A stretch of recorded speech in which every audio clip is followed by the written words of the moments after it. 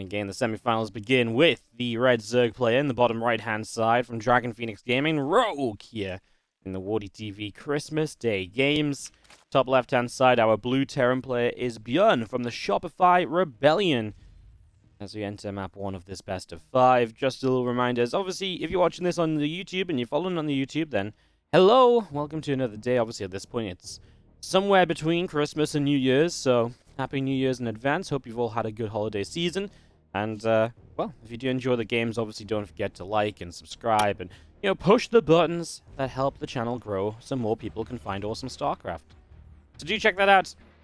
Really appreciate it if you guys do. Otherwise, this is obviously the semi-finals. This is a tournament which is played all in one day, and then I cast it as a little bit of a pre-recording so we could put it out on Christmas Day. And that means that I'm not actually casting with any distractions of Twitch chat or anything, so we used to call these YouTube exclusives, but obviously this one's kind of still designed for the Twitch stream, which is kind of weird. Anyways, 2 racks going down in the main base from ByuN. Less about me and my things, more about ByuN and 2 racks, and maybe some Reapers here early. He did Reaper open a few times. He did it against DRG recently. That video was on my YouTube, I know. He walked right into a roach all-in, which wasn't pretty, wasn't good, to be quite honest with you. In fact, it was pretty terrible. 3 racks as well, by the way. Now, Rogue even drone scouted for a Proxy. So he drone scouts for a Proxy and doesn't see one. That immediately has got to be somewhat kind of cause for concern, right? Let's go. Seen a couple extra racks coming through then. The first Reaper's coming down. The thing is as well, when this Overlord's going to stop short. Okay, yeah, if this just stops short, then he's not going to know at all what's going on. He's convinced he's not being proxied, and he will not know about the 3 racks Reaper until Reaper number 2 shows up much sooner than what a second Reaper should be showing up at. So this will be ByuN trying to just take a quick advantage off the Reapers, and let's see what he can do. One of the main things you can do with the Reapers in this situation is you can get across and really keep the third base from going online. Just going to be seeing the Reaper continue now down to the bottom side of the map, and it's just going to be heading into the natural expansion and looking to see what's up. Yeah, with this amount of Reapers, if the third isn't super quick, then obviously the third just doesn't get to go up for a long time. And that's where you can take your lead. You don't need to kill a ton of drones or anything. You can just deny the third base for, like I say, an extended period and be in a pretty good position from there. We'll see if he can get any drone kills, see if he can pick away at some lings. First Queen about to pop out. That really is where you need a second Reaper to justify kind of taking damage while dealing damage. Otherwise, one Reaper's just not going to do anything at all. And yeah, it takes a while to chip through that Queen, but nice little grenade so far. Remember, at one point in time, ByuN was the best Reaper micro player in the world. Reapers did get nerfed. The KD8 charge was actually changed to basically double its cooldown, 14 seconds instead of 7 or so. I mean, it was a big change, and it really did kind of just stop Reaper open instead in the water. That plus, I mean, I would say Zerg's got more used to dealing with them, but let's face it, ByuN did win a BlizzCon off the back of this, and it was no secret that he was going to try and do so. The 3 racks Reapers and the 2-1-1s, I mean, they were very, very good in 2016. 5 Reapers now in this main base. Those Queens are battered already. I'm a little bit worried for them because there's not any real transfuse potential. We don't kill that Reaper that's low. ByuN gets it saved a second time. Now you get a Queen kill. I'm a little worried because this is a while until there's Ling speed up here from Rogue as well, and if you're losing the Queens, you're losing control. You haven't killed a Reaper yet, which means this game just goes worse and worse, and now you're losing drones because the Queens have to come off creep to get back down here. Grenades are going to keep them away. Only 2 drones lost, but obviously the mining time lost as well. Now we're going to dive up the ramp. We do get a transfusion off, as we do see the first Reaper just now going down, but maybe, just maybe, too much here from ByuN, because now you can just kill this Queen for free. Okay, he loses 1 more Reaper, so not quite for free, but there's going to be no Zerglings out. There's no injects on the way, so Rogue actually just can't deal with these Reapers anymore, as we're just one-shotting slow Zerglings before Ling speed is up, and Rogue is just going to stop right there and say GG, and give this one to ByuN. So ByuN gets the 1-0 lead in this best of 5. What a start with the Reapers. Very exciting stuff. 2, interesting map order here to go from Berlingrad, the map pick of ByuN typically, to Blackburn, a map pick here from Rogue. Maybe he just believes in being able to win one of these maps at least, and then he has his maps further down the line. The final stretch for Rogue here, likely to be on, Hardwire, Glittering. Those maps are typically a little bit more Zerg favored, Glittering especially, so definitely a point of intrigue here. Wondering. I mean, Rogue likes Blackburn as well, right? It's a good map for roaching on. We saw that plenty. People will still refer back to that Rogue versus Maru GSL final. So, at the end of the day, yeah, Rogue is probably not too upset about having to play on Blackburn here is in the bottom left-hand corner. The blue Terran player from the Shopify Rebellion is ByuN.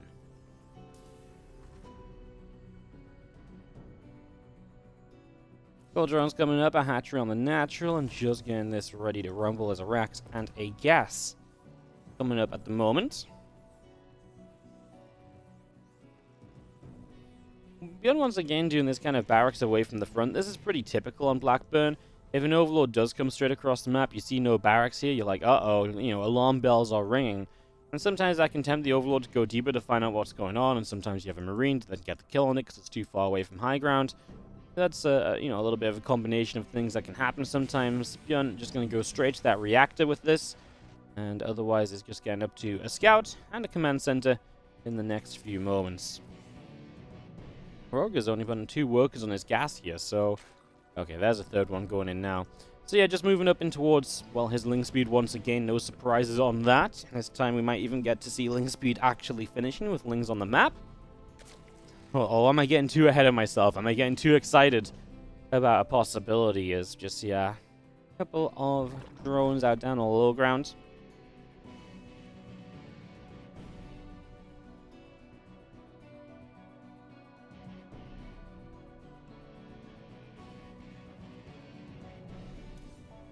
Continue build, few queens coming up. Factory on the way here from ByuN as well. Is just getting that going in the main base.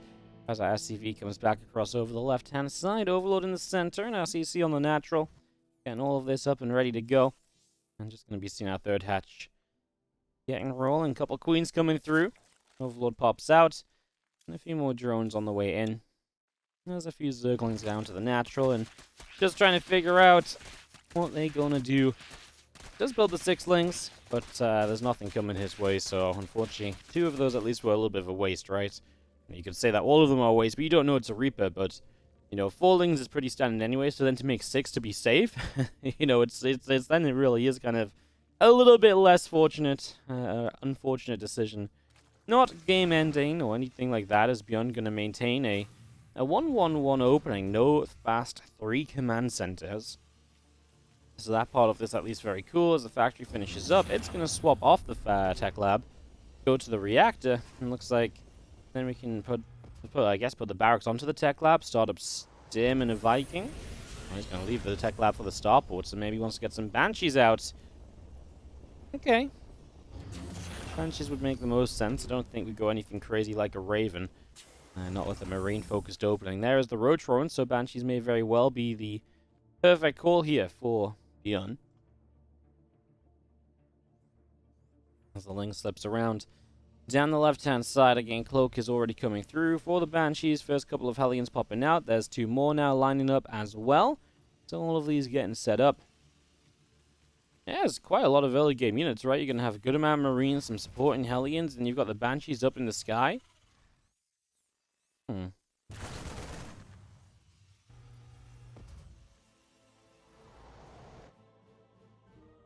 Spread is still pushing through the bottom and the middle of the map. An armory on the way. I was going to say, it almost feels like with this amount of units, surely you can get something of a Hellbat attack going. And, I mean, look at the timing of this. It could be pretty scary. Obviously, in this case, Rogue is going to be pretty glad that he's gone Roaches, because Roaches will be able to stand up a little bit more easily to an attack like this one, as the first Marines through the center. Spotted by this Overlord. I mean, that's a nice catch, because now Rogue knows these Marines are moving through. He can think if he needs a couple more units or not. He's on 70 out of 74 supply, so not fully supply block, but he couldn't make a ton of Roaches right now if he wanted to, I suppose, as the first Marine's kind of getting pushed back. The problem here is, of course, remember that you don't have a medevac, right? So any damage you take isn't being healed. As you see 4 drones, make that 5 going down. Kind of committed for 6, but didn't get it, and loses the Banshee. That was always a mistake. Even without the second queen there, I think he's in trouble, so... Yeah, I don't even think he wanted to. I think he was just looking elsewhere for a moment and came back to the Banshee a moment too late. It just edged towards the Spore. And that just gives you the extra shot or 2 you need as Rogue to actually kill that off. So while 5 drones is not bad, it's not exactly great to lose your first Banshee so soon. It depowers the value of the second Banshee. And it also, I think more than anything as well, I mean, you got to remember this was a commitment to an armory that we never used. So, you know, really, ByuN has done this entire setup But so far, 5 drones of damage. These roaches move nicely to get rid of a first Hellion, make that 2, but Hellions will still hit the mineral line. 5 more drones going down. We'll get probably at least 10 here. There's a few drones left behind the mineral line. Oh, nice Evo chamber. Nice, the Hellions can't get the drone, and they're a little bit more blocked in as the roaches have a surround on them. Well, so it's just going to be 8, like I say. 10 seemed reasonable. 8 is actually going to make it a good defense given the situation from Rogue, who's just droning through this. I mean, he might have taken some damage there, but he's already on a very good drone count because he's made very few units. He only made 5 roaches up until this point, so yeah. He loses some drones, but 8 drones is very manageable, and to be able to lose only 8 while going into just 5 units early game, now he's on 70 drones off the back of those 5 roaches. So, yeah, he's in a great position economically. This was not enough from ByuN, and now ByuN obviously lost his map control as the Hellions went down, so he doesn't see what's going on as much. He's only got this Banshee. Rogue already opening up rocks, so he limits the ways in which this gold base can be hit and attacked. I'm just going to be seeing those rocks go down. Banshee putting some damage over here as well. And a couple of additional barracks from ByuN in the main base coming through also. Queen's show, the Banshee just gets pushed back. 16 roaches continuing in. Killing speed now starting on the spawning pool as well. It's just getting that up and running. Reactor and a tech lab on the barracks. All of our roaches gather up over on the right-hand side. We're going to Nidus network here as Rogue. Okay. That's fun. I mean, just aggressive, right? 1-1 is going to be finishing soon. Okay, I don't mind it. You know, he obviously feels like he got to a very good drone count very quickly and now believes he can just crank out units and end this game. And the Nidus will only help him to pull his opponent apart a little bit. Definitely a factor, right? If you can force your, pull your opponent apart a whole bunch and stuff like that. It just means that they're not all consolidated. One of the better ways to defend roaches is just having everything together. You know, we used to see kind of mutas into roaches a lot, where the idea of like 7 or 8 mutas was to pull the Terran army around a little bit, and it was all split up so that when the roaches struck, they would just be able to find a weak point where, everything wasn't. And like I say, in this time, the Nidus is looking to do a similar thing. There's not even anything really in the Nidus, but you still got to respect the Nidus, right? If you don't go to deny the Nidus, reinforcements could come through that Nidus. You're in trouble. He sims 1, 2 Marines over here, so it might not be the biggest pull away. Rogue just comes down this ramp anyway. 1 siege tank in range, then the second one on the high ground. First Biles will get rid of this tank very easily, very quickly. 2 tanks on the high ground will make it a little bit tough for Rogue to get up there. There goes the Nidus, and there goes the Overlord. So the Nidus doesn't do that much. Like I say, it does take units up into the base, though, and now we're losing both the tanks that were sieged on the natural. Banshee is here to put some damage out as well. ByuN wasn't really ready for this. A lot of the time when you get hit by this kind of a roach attack, you should also be pulling the SCVs whenever you take the first major fight. Because this really is a deal with the first round of Roach Ravager, and the game is much easier for you, and you can afford to give up SCVs for it, because you can just rebuild and replace those SCVs, and you're going to trade very well from there on out. And he just didn't really do that. Like I say, that's usually kind of a normal thing to do, and not doing it, I feel like, just sort of shows that ByuN was maybe a little bit caught up. He never thought that he had a good fight because he was busy dealing with the Nidus, and then, he was still engaged in anyway, and everything maybe just getting a little bit too out of hand too quickly as Rogue sets up, and, I mean, this little bio army of ByuN trying to figure out maybe what it can do. This Orbital is already taking damage. I think Rogue has done what he wanted to do here on Blackburn, going to take one of the Terran maps away from him. As you see Roach Ravager moving through, STV is taking some shots, Sling's coming in as well. Big corrosive files continue to drop on down as we move on forward. ByuN has no option but to GG. He really just can't quite keep up with the unit production he needs to really shut this down and to push this into a better state of the game. GG's, ByuN taps out, and Rogue takes a 2. No, then ByuN takes game 2. I was going to say a 2-0 lead. I'm like, that's not true at all. It's 1-1. Poor ByuN, getting hated on by me. But yeah, Rogue kind of doing, I suppose, what we expect Rogue to do. Build some roaches, he attacks with them, and his opponent dies.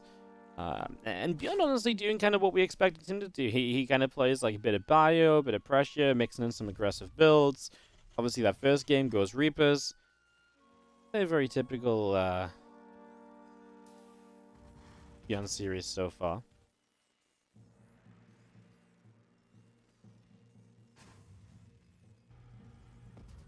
Well, this is a bit typical of ByuN as well. Going to open up with some Proxy barracks. And these are honestly quite far away as well, quite far south of the natural, but We saw Kira making some far-off proxy racks work against Dark in the previous series. There's going to be 3 racks as well. 3 STVs on the way over here. So ByuN really looking to amp up the pressure a little bit. As we get across, third racks is going down. I'm just going to be seeing the hatchery on the natural coming up. A couple of drones coming through. Just going to have all 3 of these settling down on the right side. Now we do have the hatch on the natural getting going as well. So at the moment, I mean, Rogue doesn't know. However, oh, this Overlord turned back. No! I mean, he wasn't like super close. This isn't like, oh my god, you're so close to seeing it. There's a bit of room there, but turning back, obviously, he will not see this. And he drone scouted as well, by the way.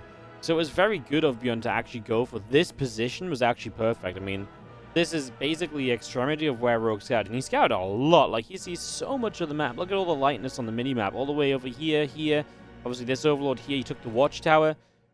Like, ByuN could not have picked a better position to start this off. And now Rogue knows, as this Overlord is flying back home, a Marine comes up. Can we kill this Overlord? He can get high ground on the main base, actually, right? Which is not usually where you want to have your Overlord, but it's okay to put it there for now, because obviously you just want to keep it alive. It's kind of a weird situation. Very rarely are you going to see the main base high ground being used as an Overlord saving point, but bunker coming up, and road drawing immediately here from Rogue as well. I think he just says, you know what, I see this so late that I can't deal with this with the drone pull. I'm going to go straight to roaches. Now, I do kind of like this. We did cast someone, I think it was Vanya playing something the other day in probably the ESL Open Cup, but he just kind of saw the proxy racks late and he decided, right, I'm just going to give up my natural. And I didn't really like it, but that was against 2 racks. Against 3 racks, giving up your natural is a fairly viable thing to do. So if this was just 2 racks, I feel like, you know, Rogue's in a lot of trouble as, wow, this was not good from ByuN. He's going to get 5 drones, but now you actually can defend the natural expansion, right? A couple of queens, you get some roaches going. This is probably not enough marine firepower to take this hatchery. ByuN really went for the damage in the main. Now, if you can follow up and kill the hatch behind this, brilliant. But I'm not sure if that's a realistic opportunity now, as, I mean, 3 roaches, 4 roaches are in production. The queens are here. They will have transfusion energy as well. As we see, actually, the Marines making a dive out, trying to get themselves a chance to get another drone or so. How much energy is on these queens? You have 2 transfusions available, so that hatchery will really be very unlucky to go down, I would say. Of course, Rogue is playing this off 14 drones, so ByuN is just mining more behind this, so in that regard, he is actually in a bit of a lead. Can he actually kill the hatchery, though? Marines, what are we going to target fire here? We're just going to go for the hatch. We are damaging the roaches initially. They're going to get transfused, and hatchery survives. Now, hatch on this HP can still go down later, right? A lot of the time, that's what you see. Somebody making a mistake or not leaving the hatchery defended, and you just see a little drop come in, and the hatchery will end up dying. So, it's still a target for later in the game, as long as you're safe right now. ByuN's still making Marines off the 3 racks. His factory at home will bunker up at home, although no Marines back at home to make use of that bunker. Doesn't get much done off the high ground, right? The high ground really only allowed him to kill a Ling or 2. Didn't get much done versus the roaches. He did pick off 1 roach that was low HP, but now, yeah, these roaches are going to camp in production. I mean, ByuN's okay with this because in theory, he's just sort of saying to himself, buy time, get my factory onto a tech lab, and give me a cyclone. Then I can deal with the rest of this. So that's all that ByuN is looking for right now. Get to a cyclone, and he's going to be pretty okay to start defending here.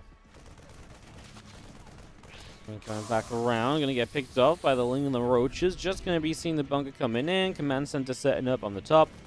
I'm just going to be seeing that Ling getting picked off now. A couple of roaches still moving up. Ravager is trying to figure out what it can do as we continue forwards. See, I mean, you're just going to put some typical pressure on the front. Not really anything too crazy about that. This is very much so the standard, what you would usually expect to see. Cyclone does get a little lock onto this Overlord, which is neat. Obviously, just get rid of that. You get rid of high ground vision. That more or less puts an end to this attack. Then you really do just have to be up the ramp with the Roach Ravager to fight. And you don't typically want to be up the ramp in range of the bunker, although only 1 Marine in there makes it not so scary. Still a 2-base Rogue as well. He just now moves out to take a 3rd hatchery, so that's another factor in this. Settling down to the low ground here. A couple of queens continue to ping their way through the barracks.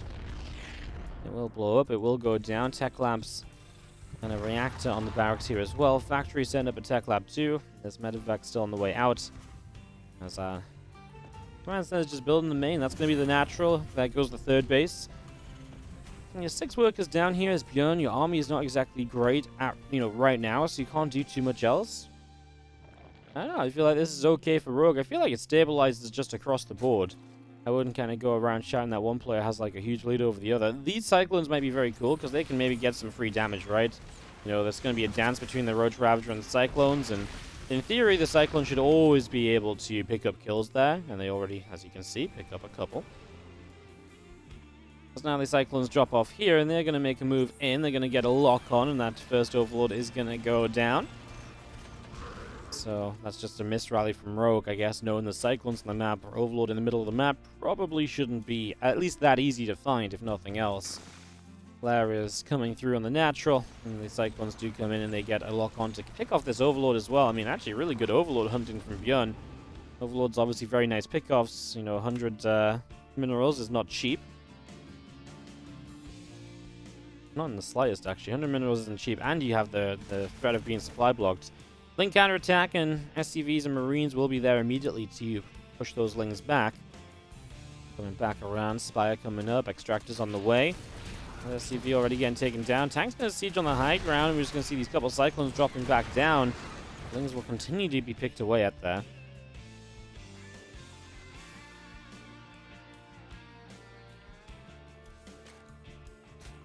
Spire of Rogue continues up on the natural expansion. Just seeing a lot of these Lings over to the far right. Roaches and Ravager back up toward the top side now. And just going to see a couple of drones going down. Maybe 2, 3. It's a Cloak Banshee that's showing up in the back, and there's just no detection available outside of the Overseer. Now, the Overseer means it's mobile, but actually is needing to keep up. And that means this Banshee gets a few more kills. It's going to go down at least. That is a kill from Rogue. But the 7 drones just really kind of restabilizes the drone count. And now you've seen the Spire as ByuN as well. So ByuN is very aware of what Rogue is up to. He knows exactly what Rogue has going on. So that's obviously very good news as the factory getting a siege tank going. It's going to be seeing this barracks. He's going to be able to move over to attack lab as well. And the Cyclone's just unloading. Going to go for a couple of Lings. Queen's coming along. Cyclones have a lock on, and that is going to be a dead Queen. These few Lings continuing to go down. Drone just taking a little hit of damage as well.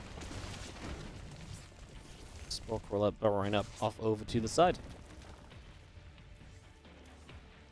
I mean, as the mutas come up, and it's going to be seeing the Banshee coming through and actually finding some damage on the third base. So a couple of drones going down. 5 workers, 6 workers. They're dropping the main. The Cyclone's getting more damage as well. I mean, this is kind of wild. 19 drones, 9 minutes into the game. Isn't like the craziest you've ever seen, right? But it is adding up. In the game where Rogue was slowed down a bit very early on. I mean, these recent drones added up a lot. Obviously, the mutas are the cleanup that you need. They clean up the medevac, they can clean up this the Banshee. Just going to be seeing the extra barracks coming up from ByuN. I really like where ByuN is at, right? His upgrades are going to be ahead. He knows about the mutas. He shouldn't let these do too much damage. And in my eyes, ByuN pushes out with 1-1 on combat shields and has a push that can pretty much just win the game. Because I just don't see what Rogue is going to have. He's not going to have upgrades. He's on his way to Baneling speed at least, so that's good news, because if he didn't have Baneling speed, he really would be completely screwed. Just going to be seeing now mutas coming back around. Marine tank coming up. Mutas continuing in. And just going to be seeing our reactor dropping down on the barracks as well. Just getting this up and running. Tanks are going to unsiege, and just going to have our mutalists back around, just trying to find an opening. ByuN's already pushing. I mean, this is even before his 1-1 is done. I guess you get into position now. You can fight with the 1-1. You might just be able to fight without it. And we'll see how this goes. I mean, he wants to push soon, because the sooner he pushes, the quicker he can stop his opponent building drones.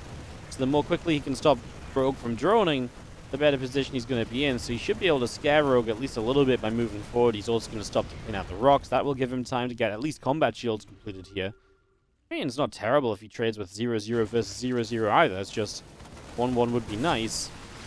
But sometimes you got to know when you can take advantage of the game anyway. Those Banelings aren't going to do anything. The mutas kill 1 tank, but for all of the Banelings, is not going to be worth it. The corrosive vials aren't enough, and that siege tank is going to stay alive as well. Ravagers are being picked off. Lings are going down. The Overseer is going to die, and that's just going to be game. Rogue cannot stay in this, and ByuN off the back of that early 3 racks. I don't think it was just the 3 racks, though. I think the early 3 racks followed up by a lot of pressure that continually dealt damage from that point on. It was just wave after wave of drones going down, and that was a big factor there, as ByuN does take the 2-1 lead over Rogue. In the bottom left-hand side, the red Zerg player needs to win 2 in a row to win this out. It is Rogue.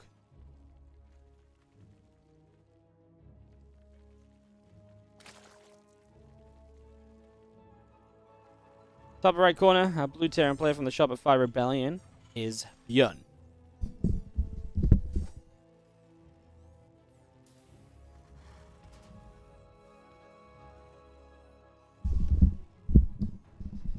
As we set up into our 4th map, see how this will turn out in the early stages. Sorry guys, I had to BRB real quick. Ali was like, squeak, squeak, squeak. She just wants to be part of the Christmas Day stream, you know, so. But she had her time. She was squeaking. Now we gotta focus up, because this is actually kind of a big deal. ByuN, chance to make the finals here. See how he does against this. There's a few more drones coming out. Just going to see this Overlord heading up to the top side. And a gas dropping down from ByuN in that main base. So yeah, just going to see racks, gas coming through, spawning pools coming up. And pretty much, well, nothing wild. I mean, game gets going here on Hardwire. Hardwire is one of those maps where I don't hate it for Terrans, but it has got a lot of bases, and you can oftentimes get into the split map scenario where the Zerg has good counter-attacking options. They can really hit a lot of different bases from different sides. They can really swing around the map quite a lot, so definitely some factors to consider there.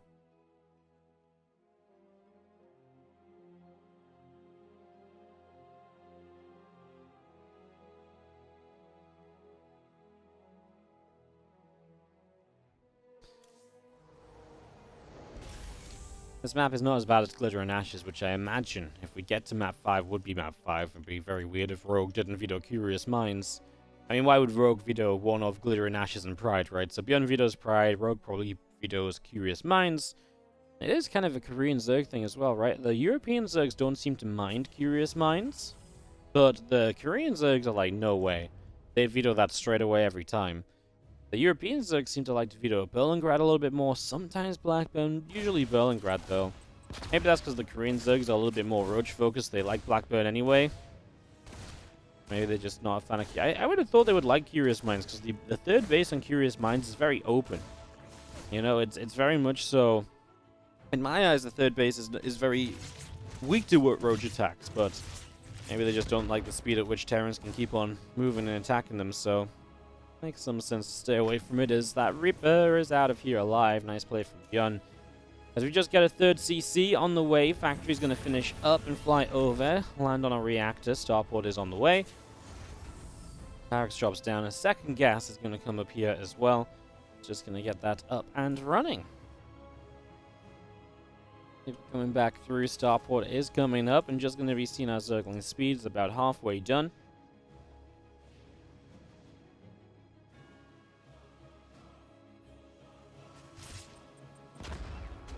Just gonna grab a little knock on the queens.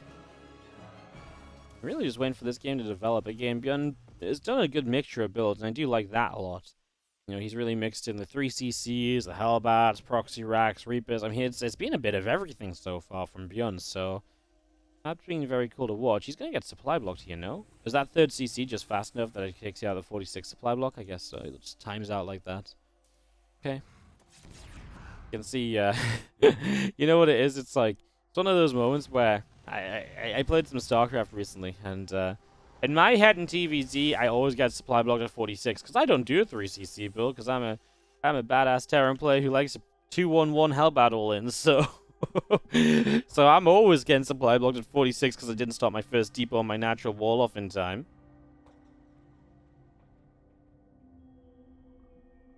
Italian's coming around, Stimpak's coming up. just going to be seeing the Liberator popping out, and we do have the Aliens around the bottom side. Again, a creep unit, but the drones pull away nicely, and that's an effective defense from Rogue to minimize any opportunity that ByuN might have tried to take advantage of there. Factory lifts off, moves up to the top side. Tech lab is going to be placed. A couple of barracks are going to go down. And just going to be seeing the evolution chamber, the drones, etc. All of this just continuing through for the moment.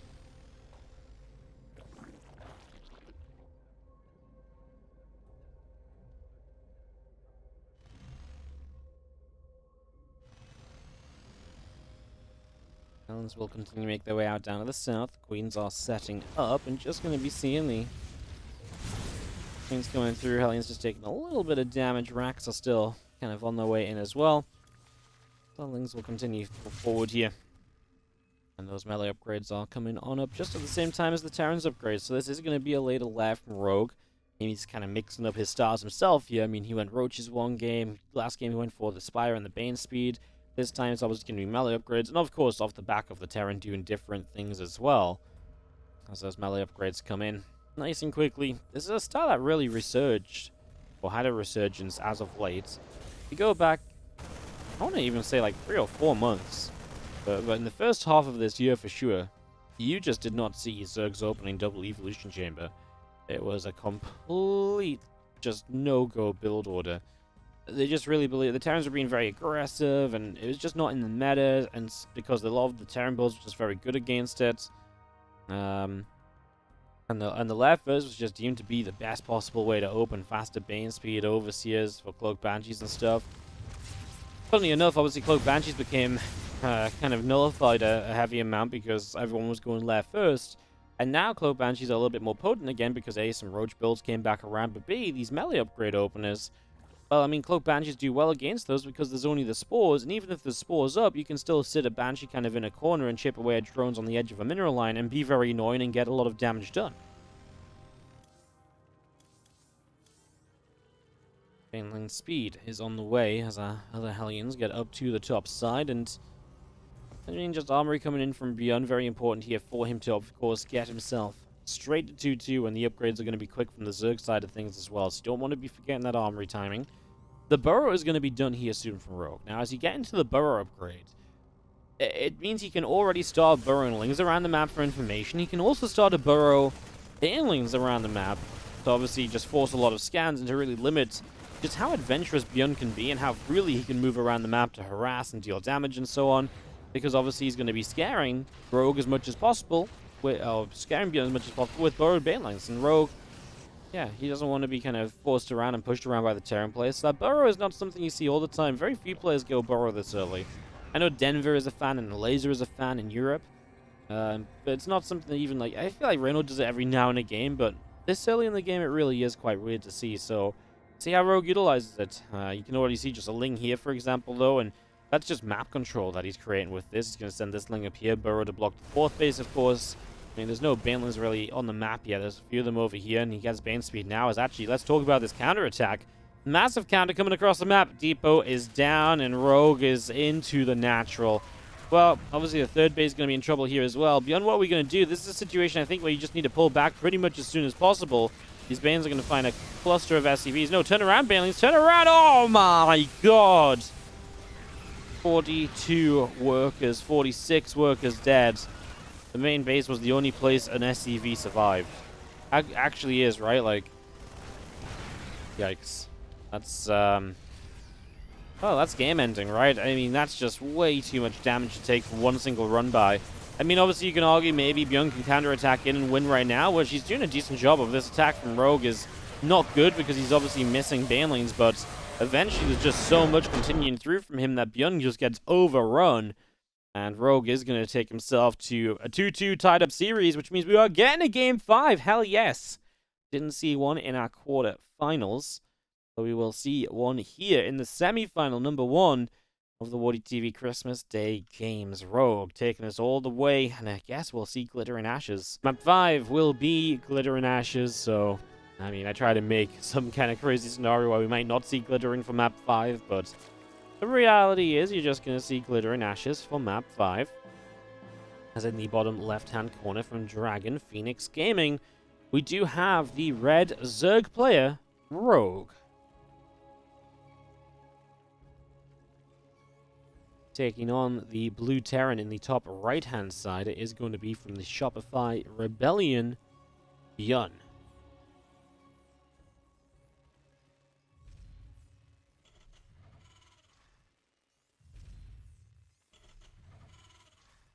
Alright then. This is like I say, where Rogue kind of benefits from having played the other maps earlier, because now this is typically one of the Zerg map picks. I do see a few series go to Glitter and Ashes on the latest games, and actually a lot of the Rogue ones, he doesn't actually let Glitter and Ashes come through early a lot of the time. I remember the season finals against Maru, for example. The Glitter and Ashes was one of the later maps. Same in the Super Tournament, I believe. Glitter and Ashes, one of the later maps they see. It's funny as well, because Rogue also keeps Pride of Altaris for, like, map 7 as well, and I don't know if that's just, like, a confidence thing, where he's like, well, you know, I believe at the very least, if I'm going to lose, it's probably going to be via going to 7 games, you know? So, then he's like, well, I just leave Pride for an easy 7th map victory. But it is interesting. In a way, I sort of think that maybe at times you can kind of look at it as maybe you don't get to play the top Terrans on Pride of Altaris as much as you would like to, despite it being a very good map for you, because they're always vetoing it. So when do you actually get to play it? And then maybe Rogue has a little bit of, you know, uncertainty about it, and so would just rather play the other maps.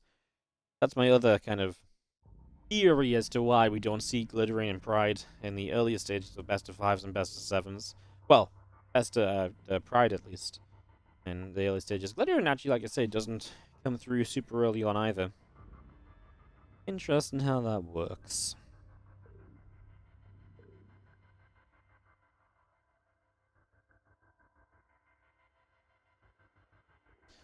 Couple of Lings and couple of Queens are on the way out as the reactor builds on the barracks, and just going to be seeing a second gas already, so no 3cc from ByuN. A lot of the time when you see Terrans have success on Glittering, I feel like it is off the back of taking a bit of early game momentum and taking the lead early, and kind of just running with the game from there, you know? Taking, you know, some sort of attack, Hellbats or Banshees, getting a good few drones early on, and from those few drone kills you really can just expand onwards and do very well otherwise. We'll see a starport dropping down from ByuN to complete this initial ensemble of buildings. Obviously, 3cc typically still just come down in these scenarios at about the 4-minute marker. Use it as part of the wall a lot of the time. Something you can watch out for, so some things to keep an eye on as drones are coming up here from Rogue.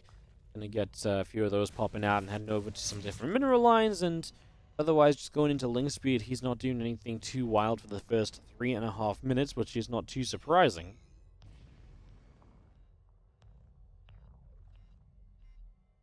It's funny to, I was just thinking, I was like, man, these early games have been very passive and slow, and I was thinking, man, the other day, or recently, it's been my 10-year StarCraft anniversary, so 10 years since I started doing, you know, basically running events and stuff in StarCraft.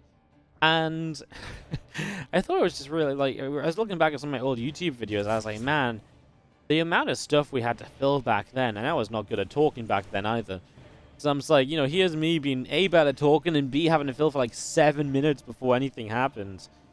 And for some reason, just then I just kind of had a little giggle about it in my head. I was like, oh, that's funny. I'm sat here now, 3.5 minutes in, I'm like, jeez, God, can something happen already? And then when something does happen, like the Reaper dying, I'm just not even wanting to talk about it, apparently. And the Reaper goes down trying to scout as the Hellions are joining up. It's just going to be Banshees again from ByuN, and he will 3cc it up. Doesn't do it in the wall. Just puts it in position to float straight to the low ground, so a little risky when it comes to run-bys. You could absolutely be hit by a run-by right now. But you've got these two depots down nice and quickly as well to finish that wall off. And that's going to be good for the moment, as the Hellions will be left to their devices trying to get something done. And we'll see exactly how the Banshee would like to approach this. Currently weaving its way between Overlord Vision. Oh, he actually does go through that one, unfortunately. But we'll be heading into the Natural Cloak. Is going to finish a few moments before the Spore is ready. And he doesn't use it, so one drone kill to begin with. Looks like we'll keep that Banshee to team up with its partner. And the two Banshees together can absolutely then come through and go zip, zap, zopping a whole bunch of drones together. At least that would be the hope and the dream here from ByuN if he wants to try and make it to the finals of today's event. Again, just a quick check-in on the prize money. $150 if you lose here. $300 guaranteed if you make the finals, with $700 for first place if you do win that grand final, which will be a best of 7 as well.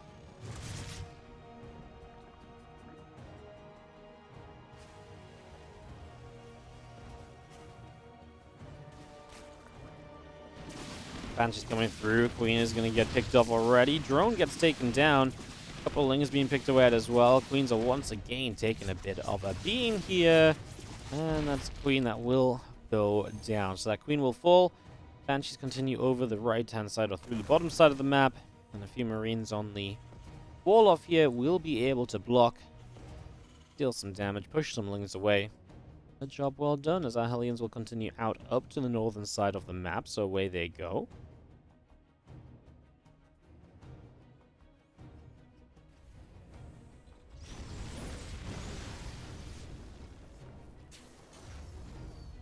CC drops down, just going to see the Lings gathering up and a Banelast coming through again. We've seen those melee upgrades before last, so very, very quick upgrades. Because of the Cloak Banshee, it means that Rogue has a bit of an upgrade lead and straight into Burrow again.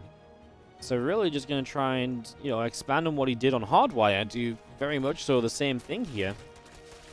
These Lings come wrapping around this set of rocks and just going to open up this right-hand side of the map, open up this pathway and create some movement up and down this area.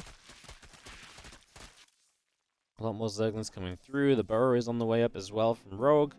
I'm just going to be seeing the extra hatcheries all dropping down. One on the left, one on the south. The Queen taking some hits.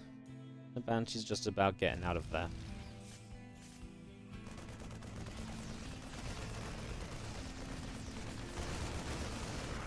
Queen's going to grab that Overseer, which will go down, supply blocking Rogue. So Rogue in a supply block now is just going to be seeing our Marines still chilling out underneath these medevacs, and haven't seen a drop head out yet, which I do find a little bit surprising to not see ByuN kind of on the map already, trying to drop and make things happen. Looks like now is the time. Combat shields will be finishing straight at 2-2, by the way, so the upgrade is actually pretty much even on 2-2. That's nice. I mean, no one's going to be hitting any upgrade timings. We actually still have the Hellions, so they can, of course, now be a little bit of a tanking committee for these Marines and try and save them from a few of the banelings. As we see, the Banshees do cloak up, and they're just going to get a drone line here. This fourth base didn't have a spawn it already, so the Banshees, okay, they're going to go down now as they're just sort of forgotten about, but yeah, nice damage done. Let's see. Oh my god, the Widow Mines blow up the Marines that were left over here as the SCVs down the third base are going to be in trouble. Lings are going to have depots to kill, SCVs to pick away at. 7 workers go down. Good attack, though, from Rogue, right? Because it really does make up for a lot of what he lost. Yeah, Rogue realizing kind of he's in some trouble. The army on the bottom side was clearing out his creep. The Banshees were dealing damage. So he says, right, launch a counterattack. He's got so much on the map. He may not have a defense at home. And he didn't have a defense at home because everything was on the map. Oh, and now you just, with a few more Lings, going to get so much more done. ByuN moved back out immediately. Wow, that's like 8 more workers. And now these Banelings are showing up. Oh my goodness. I mean, blow up the Widow Mine. This Widow Mine might just get blown up as well. Just going to go back for more SCVs. 23 workers are now dead. Make it 25 at the very end. Last couple of Banelings just struggling and finding whatever is left over. I think Bane already running forwards down this ramp, looking for a surround. The first few Banes connecting. Oh, it's just too much now from Rogue, right? This is actually not a bad fight for the Terran if he didn't need to get more done. But the problem is he absolutely needs to get more done in this sort of a situation. There's absolutely just no doubt about that as the medevacs load up, coming around the right side. A couple of Widow Mines are already burrowing. Oh, man. Up on the top, these Lings keep on moving around as well. Oversee a few Banelings hanging around, Overlord in the center. Just going to be seeing the 2-2 melee upgrades finishing shortly, as you do have the Hydralisk Den starting from Rogue in the back of the main base. Means we'll chase forward and just go after an Overlord, sorry.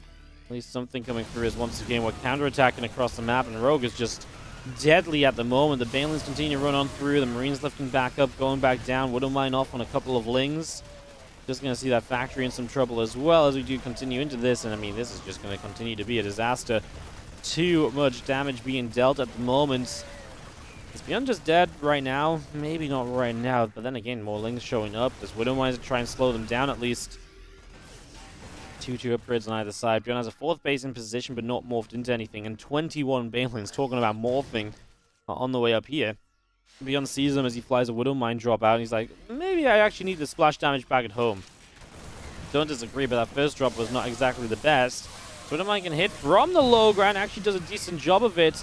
Ling's running through, looking for a surround as he has a surround on those Marines. I mean, SCV's on this right side base. Gonna go down as well. 12, 17, 18, 20 workers. 26 as the natural is under fire as well. I mean, ByuN is basically fighting to try and clean this up and get a counterattack and just hoping that a counterattack can make the difference here, right? As 36 workers again. Overall in the game, we're now talking about 58 dead SCVs. This Overseer's just out here setting off WardiTV. He's like, oh, one there, one there. Well, Rogue actually gets supply block losing that Overseer, but he's got new Overlords on the way up already. Hydra's already coming out, and he's actually not upgrading the Hydras either, right? So this is a sign that he really is just going to go into Lurkers, although now he starts Group Spine, so maybe it was just a delayed start on the upgrade. Usually that would be a sign you're just going to go into Lurkers, but at the same time, if you go into Lurkers, maybe that gives ByuN a bit of time, and I don't think it's enough time for him to set up and deal with Lurkers, but you never know. Maybe that's when he gets a chance to WardiTV drop, and you make a mistake, and he kills off 2 mineral lines, and then you are in trouble. So I think Rogue is just going to keep the gas pedal pressed down and just keep on going, and that's why he was not as eager to go into the Lurker Den immediately. Now he will stop the Lurker Den anyway. I think he's quite happy to just keep on pushing with Ling Bane for a little bit too, and Lurkers will come up naturally behind this, but not kind of, like I say, super rushing into the Lurk, because, you know, he's just letting it happen as it goes. There's one Marine on the left side, just going to get picked off. Ling Bane on the top, ready to make a play in toward this planetary fortress. In we move. First WardiTV gets denied. And at this point, Rogue is definitely far enough ahead to just basically get rid of the planetary and be happy with that trade out. It is going to cost him a good chunk of army, especially Hydras that have no Hydra speed, getting chased down pretty easily, and those are going to be nice pickoffs. I love these Lings. It's just like, well, it chased me on the left, I'm going to run it on the right. And he's like, oh, you actually have units there. So he's going to go back to the left, and now he's going to attempt to get a cancel on the CC that just started up again. Rogue just really trying to find anything and everything out of any unit that he has on the map. Good save from ByuN as the medevacs will recover the few units that were about to be rolled into by Banelings. Those medevacs all out to the top side as we see adrenal glands coming in on the spawning pool as well. Seismic Spines is building on the Lurker Den. A few additional Banelings just out in the center as we work our way to the top side. So WardiTV is going to go off, and it's actually going to be a nice little connection. A good group of Zerglings already. Bioforce comes through to try and fight this. Other WardiTV is going to be lining up as the Lings run in for a wraparound. My goodness, Lings are going down everywhere. Bane's going to keep on rolling through also. I mean, is it going to be enough from Rogue to just put an end to this? Well, that Baneling was nice. He has a few units left. I mean, at the very least, he's going to cancel the 4th base, right? Units from ByuN come running home to defend, and again, for Rogue, it's just about keeping the economy out of the game from ByuN. The more of this economy he's denying, the better it's going to be for him, because then ByuN just can't rebuild at any point. And if ByuN can't rebuild while you're on 1, 2, 3, 4, 5, 6, 7 bases, basically, at this stage, well, yeah, you're not going to have an issue. And this is definitely one which is past the point of trying to make it exciting. The creep spread is all over the, Zerg half of the map, so ByuN can't get anywhere easily without being seen or without taking a fight on creep, which is obviously always going to be good for the Zerg player. And even some of these mines that connect, some Banes still get through and connect nicely, and at this point I think Rogue's just happy to keep rolling in units. And there it is, the GG is called, and Rogue is going to clean up house, take it home. 3-2 victory for our Zerg player here today. And that puts Rogue into the Grand Finals. Our first player in the Grand Finals. Of course, his opponent will be one of Dark and Clem, who will be playing off in the next semi-final. And Rogue sits in that finals. And, well, a good fight from ByuN. Honestly, this is what I meant. I think ByuN can bring a fight to Rogue in a tournament like this one. A couple aggressive builds and stuff go his way, and they did. It was always going to be hard down the stretch on these Zergia maps, and Rogue just played like amazing Ling Bane styles, right? Really good counterattacks that ByuN just could not deal with at all. Solid stuff from Rogue, a deserving finalist.